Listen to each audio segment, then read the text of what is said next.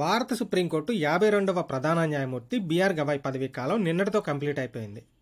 So 53వ ప్రధాన న్యాయమూర్తిగా justice Surya Kant ఈరోజు బాధ్యతల్ని స్వీకరించారు.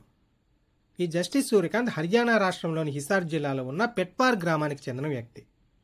ఇప్పటివరకు హర్యానా రాష్ట్రానికి చెందిన వాళ్ళెవరూ భారత ప్రధాన న్యాయమూర్తిగా నియమించబడలేదు.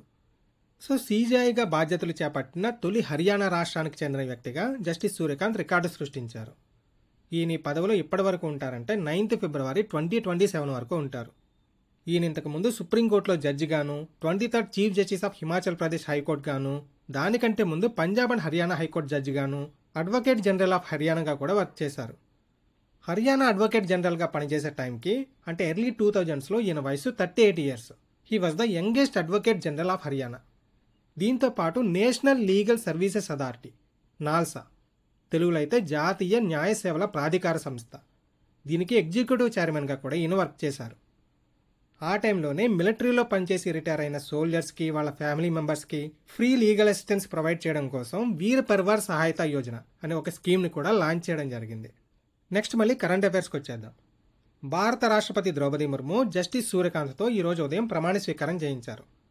ఉపరాష్ట్రపతి సిపి రాధాకృష్ణన్, ప్రధానమంత్రి నరేంద్ర మోడీ, ఇంకా కొంతమంది కేబినెట్ మినిస్టర్స్ ఈ ప్రమాణ స్వీకారానికి అటెండ్ అయ్యారు.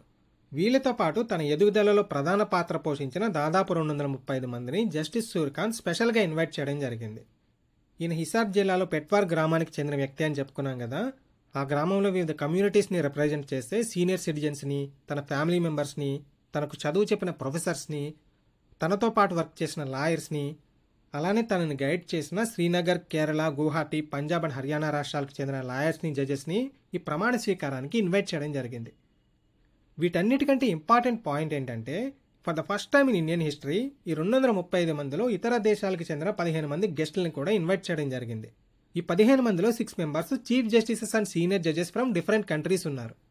ఈ పాయింట్ మనకి ఎందుకు ఇంపార్టెంట్ అంటే చీఫ్ జస్టిస్ ఆఫ్ ఇండియా ప్రమాణ స్వీకారానికి విదేశాలకు చెందిన అతిథులు, దట్టు ఆ దేశాల చీఫ్ జస్టిసెస్ అటెండ్ అవ్వడం అనేది ఇదే ఫస్ట్ టైం. ఇప్పటివరకు ఇలా ఎప్పుడు అటెండ్ కాలేదు.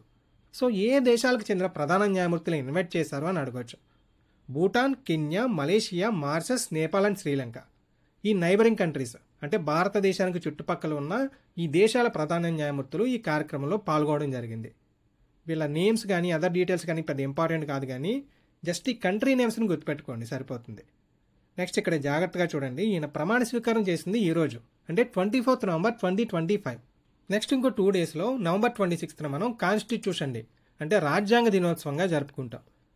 సో ఎలాగో వచ్చారు కాబట్టి ఈ ప్రమాణ స్వీకారానికి వచ్చిన ఈ 6 దేశాలకు చెందిన ప్రధాన న్యాయమూర్తులు ఈ 2 రోజులు కూడా ఉండి November 26th జరిగే రాజ్యాంగ దినోత్సవ వేడుకలకు కూడా హాజరవుతారు.